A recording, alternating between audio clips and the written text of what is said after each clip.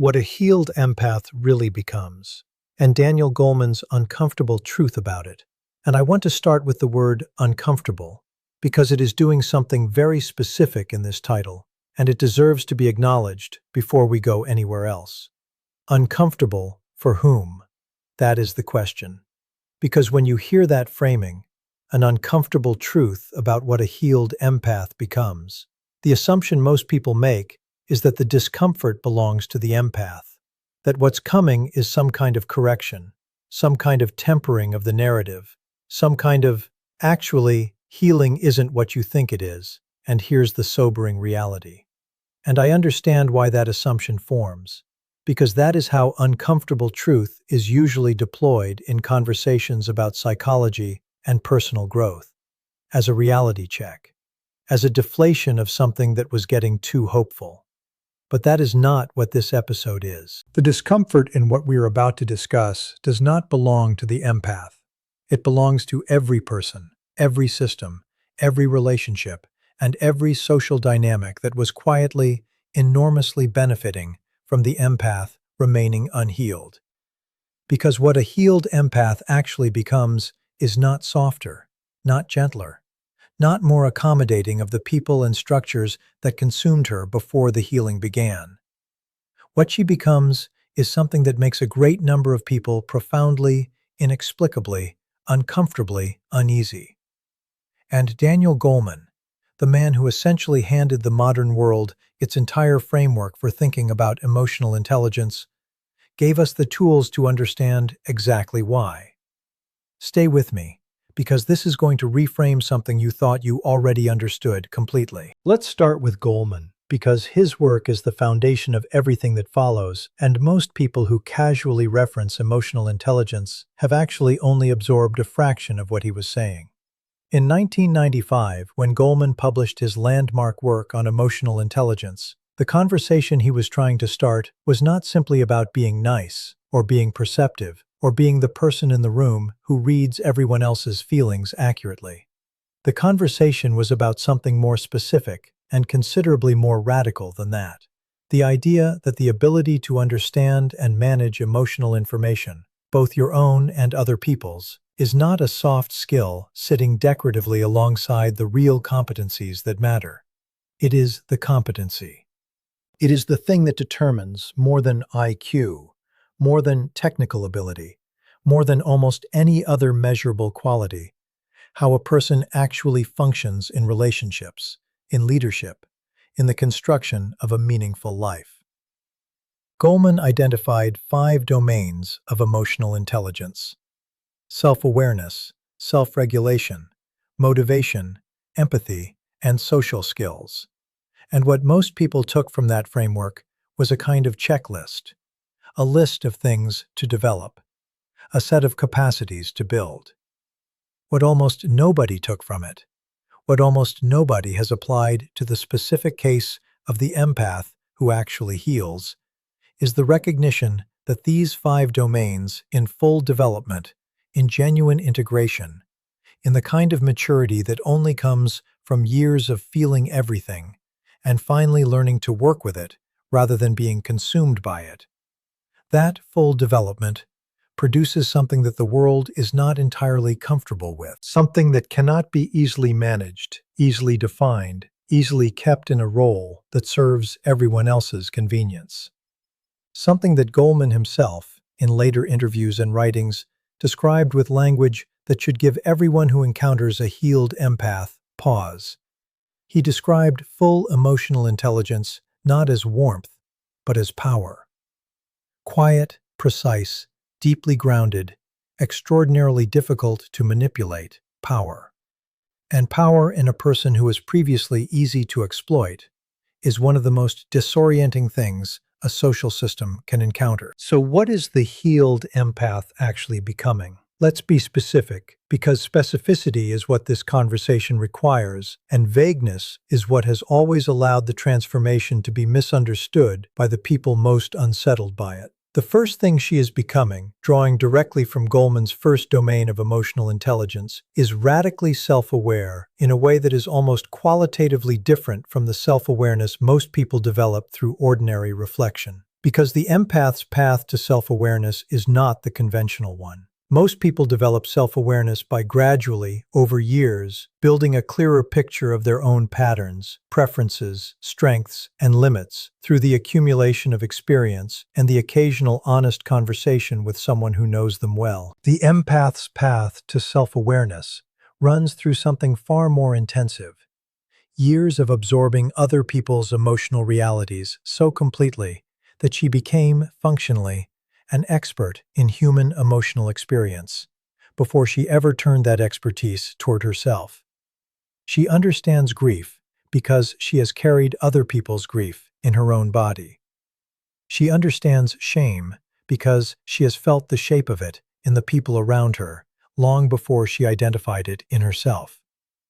She understands manipulation because she has been on the receiving end of it with a sensitivity fine enough to register every frequency of it. When this accumulated expertise finally turns inward, when the healed empath directs toward herself the same quality of perception she has always directed outward, the self-knowledge that results is not the ordinary kind. It is architectural. It reaches the foundations. It does not leave comfortable illusions intact, because the perceptive apparatus doing the looking is too accurate for comfortable illusions to survive it. And a person with that quality of self-knowledge is very, very difficult to deceive, including by themselves, which makes them very, very difficult to manipulate, which is the first and most fundamental reason the healed empath unsettles the people and systems that were organized around her being manipulable. The second domain Goleman identified was self-regulation, the ability to manage one's emotional responses rather than being managed by them. And here is where the healed empath's particular history gives her something that people who developed emotional intelligence through easier paths almost never acquire. Because the empath who has spent years being flooded by emotional information, years of having her own nervous system override her conscious choices because the emotional input was simply too overwhelming to process in real time. That empath, when she finally heals, when she finally develops the capacity to feel without being consumed by the feeling, has built a regulatory muscle that is almost extraordinary in its strength. Not because she suppresses what she feels. Suppression is not regulation, and the healed empath knows the difference intimately because suppression was one of the coping strategies that never worked, that always eventually broke down, that never successfully protected her from the weight of what she carried. Real regulation, Goleman's regulation, is the capacity to feel the full force of an emotion and remain functional within it, to be moved without being swept away, to let something land completely and still choose how to respond to it, rather than simply reacting from the overwhelm. This capacity, in the healed empath, is not theoretical. It was built in the hardest possible school, years of being overwhelmed, years of developing strategies for surviving the overwhelm, years of slowly, painfully, imperfectly learning what it feels like to stay present inside an emotional experience instead of either drowning in it or shutting it out entirely. The result is a person who can sit inside emotional intensity that would destabilize most people and remain not unmoved, never unmoved, but grounded, present, clear, capable of making considered choices from inside the storm that other people can only make from a safe distance from it. Now here is where Goleman's framework intersects with the empath's specific history in a way that produces the most uncomfortable truth of all, the one most directly relevant to the people who knew her before she healed. Goleman's work on empathy as a component of emotional intelligence makes a very clear and very important distinction that most people who use the word empathy casually never engage with. He distinguishes between affective empathy, the automatic, involuntary feeling of what others feel, the thing the unhealed empath was almost entirely operating from, and cognitive empathy, the ability to understand what someone is feeling and experiencing without necessarily being pulled into it emotionally. Affective empathy without cognitive empathy is what made the unhealed empath so vulnerable, so exploitable, so endlessly available to people who needed someone to absorb their emotional reality without reciprocating. She felt what you felt, and therefore she helped. Because feeling your pain and not responding to it was neurologically impossible for her. She had no distance from which to evaluate whether her help was warranted, whether the dynamic was reciprocal, whether the person she was pouring herself into was someone genuinely worthy of that investment. She just felt, and therefore she gave, automatically and almost without limit. But the healed empath has developed cognitive empathy alongside the affective empathy she was always operating from. She still feels what you feel. That does not go away. It is wired into her nervous system at a level that healing does not and cannot touch. But now she also understands what you feel from a slight distance. She can observe the emotional landscape of a situation, including her own place within it, with a clarity that the old version of herself never had access to. And that combination, deep feeling plus clear seeing, is something that Goleman described as the hallmark of the most emotionally intelligent human beings on the planet. It is also something that makes a person almost impossible to manipulate emotionally, because the manipulation always has to pass through both the feeling and the understanding before it reaches the response.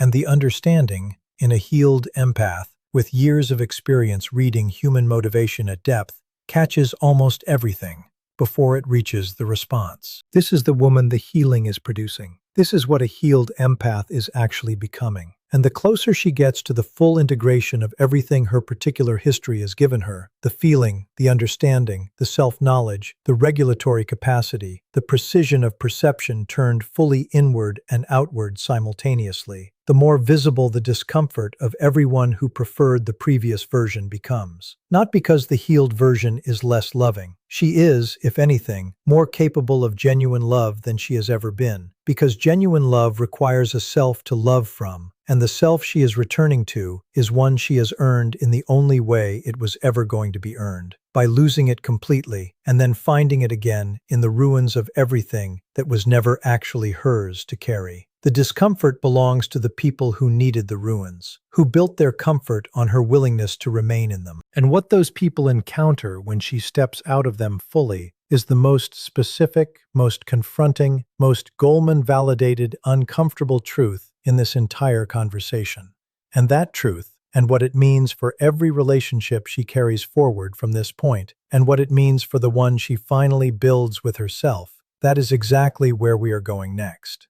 That truth, the one that makes people who benefited from her brokenness the most uncomfortable, is this. A healed empath does not become easier to be around. She becomes more selective about who gets to be around her at all.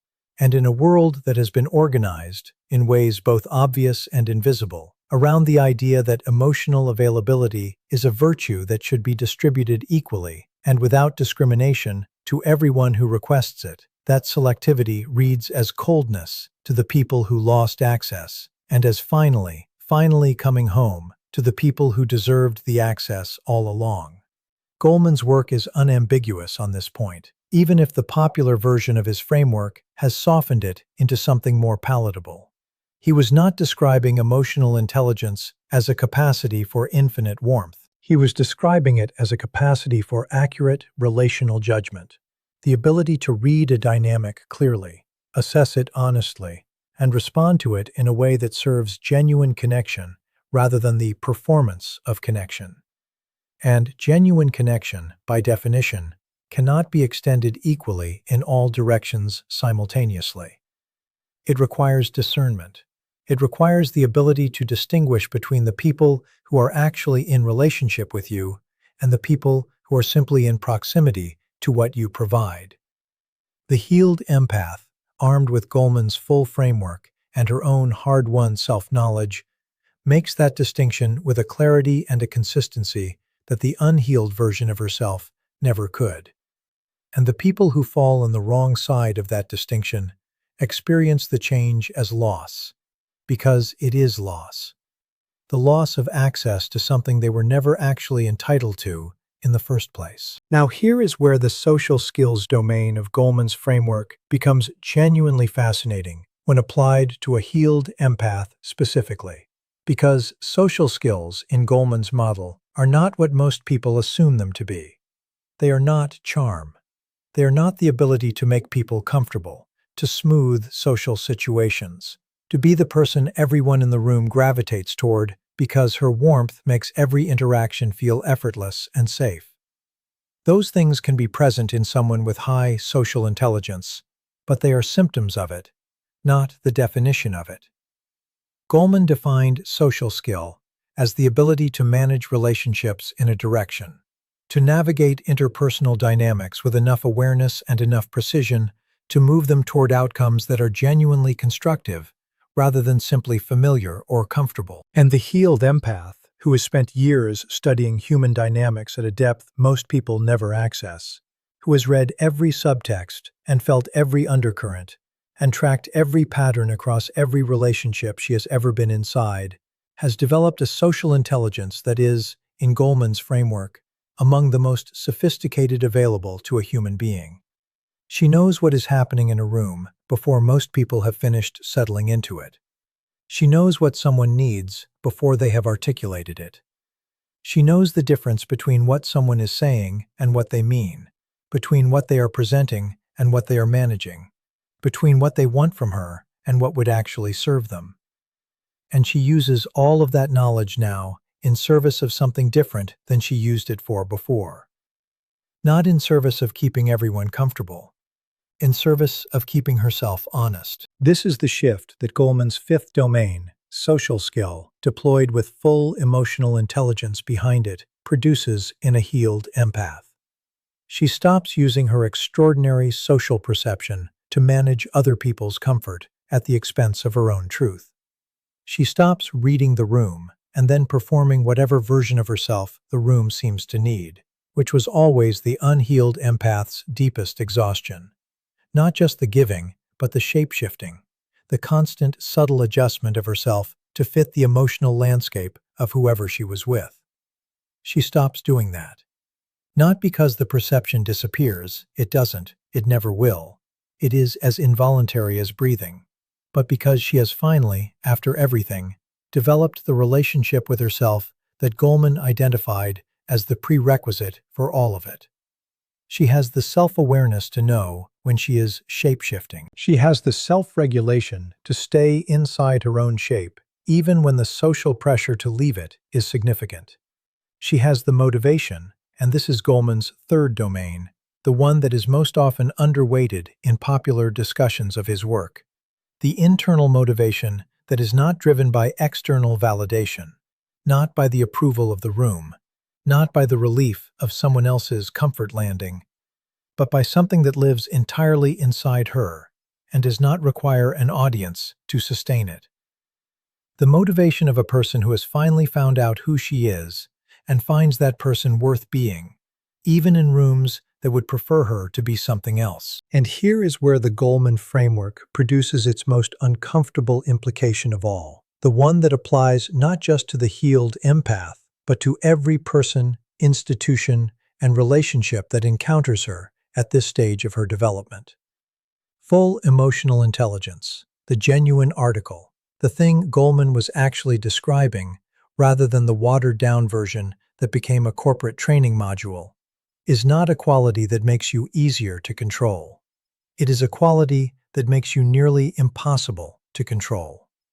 Because control, in every form it takes in relationships and social systems, depends on some version of the same mechanism, the exploitation of a gap between what someone feels and what they can clearly see, or between what they know and what they are willing to act on, or between their own needs and their ability to prioritize those needs in the presence of someone else's. Every manipulation tactic, every guilt deployment, every subtle social punishment for not performing the expected role, all of it requires that gap to exist and to remain accessible. The healed empath has closed the gap, not perfectly, not permanently, not in a way that means she never struggles, or never doubts, or never feels the old pull toward the familiar patterns of overgiving and self-erasure. but closed enough that the mechanisms that used to work on her with devastating reliability now encounter something they cannot get past. Her own clear, grounded, Goleman-validated knowledge of what is actually happening and why. And that knowledge, once genuinely integrated rather than just intellectually understood, changes everything about how she moves through the world. What she moves through the world as, now, is worth describing as precisely as possible, because vagueness here would be a disservice to the specificity of what this transformation actually produces. She moves through the world as someone who can love deeply without disappearing into the loving, who can feel your pain without being recruited into managing it on your behalf, who can see your manipulation without becoming cold about it, without losing the empathy that recognized it, without punishing you for it in ways that would make her the problem, but who also cannot be moved by it into betraying herself, which is the thing that makes the manipulation useless in a way that simply not seeing it would never achieve. She moves through the world as someone whose presence is fully available to the people who are genuinely in relationship with her, and genuinely unavailable to the people who are simply looking for what her presence provides, without interest in what it costs her to provide it. She moves through the world as someone who has integrated Goleman's entire framework, not as a set of skills she developed deliberately, but as the natural outcome of living through everything she lived through and refusing, eventually, to remain unchanged by it. And perhaps most importantly, most quietly, most significantly for the woman herself, rather than for anyone observing her from the outside, she moves through the world as someone who is no longer waiting. The unhealed empath was always waiting, even when she didn't know she was waiting, even when she had constructed a life that looked full and busy and purposeful from every external angle, waiting for the relationship that would finally reciprocate the depth she brought to it, waiting for the person who would see her the way she had always seen everyone else, waiting for the moment when all the giving would be recognized, returned, balanced by something coming in the direction of her rather than always flowing away from her. The healed empath has stopped waiting. Not because she has given up on reciprocity, not because she has settled for less, not because she has made peace with the half-relationships and the one-sided dynamics that consumed her before. She has stopped waiting because she has stopped being empty. Because the thing she was waiting for someone else to give her, the quality of being genuinely seen, genuinely known, genuinely valued for the fullness of who she is, rather than the usefulness of what she provides, she has, through the long and nonlinear and deeply uncomfortable process of healing, finally given to herself. And a person who has given herself what she spent years waiting for someone else to provide is a person who enters every subsequent relationship from a different position entirely. Not a position of need, looking for fulfillment, a position of wholeness, making a choice.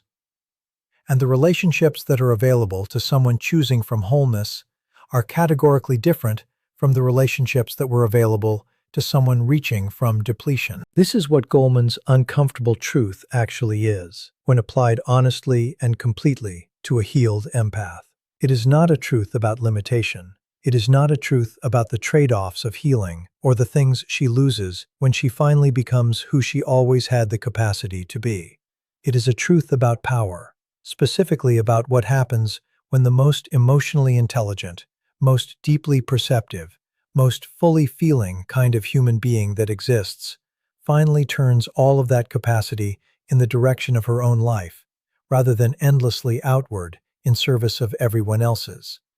What happens is not comfortable for the world that benefited from the alternative, but for the woman herself, standing in the full integration of everything her particular history built in her: the feeling, the seeing, the knowing, the regulating, the choosing. What happens is something that has no more comfortable name than this. She becomes, finally and completely, and without apology, herself. And in Goleman's framework, in the deepest and most honest reading of everything he spent his career trying to tell us, there is no higher expression of emotional intelligence than that.